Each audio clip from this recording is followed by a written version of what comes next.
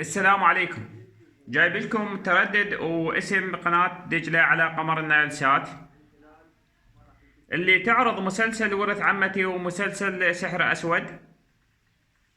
التردد هو 11258، أفقي H، ترميز 27500. نضغط على زر مينو بالريموت هذا،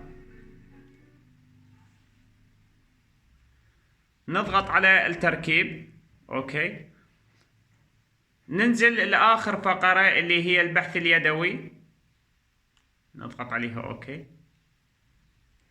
هنا نسوي اضافة، موضح انه هو اضافة، يقول اضغط الزر الاخضر، نضغط الزر الاخضر بالريموت هذا حتى نضيف تردد.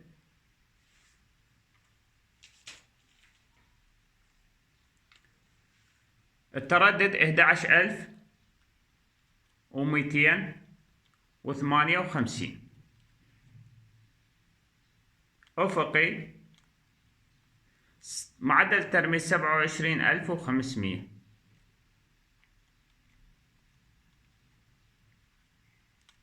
نضغط اوكي، يقول التردد هذا موجود مسبقا، نضغط اوكي.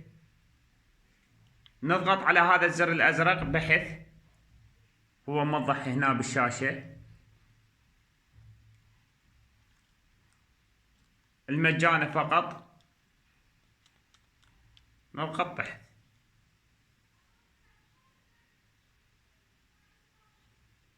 القناة من يضيفها بالأخير. نخرج هسه، نضغط رقم 1 حتى نروح للأخير.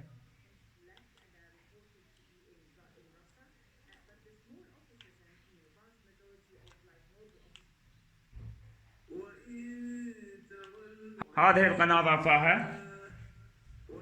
في الختام لا تنسوا بلايك للفيديو، اشتراك للقناة. في أمان الله.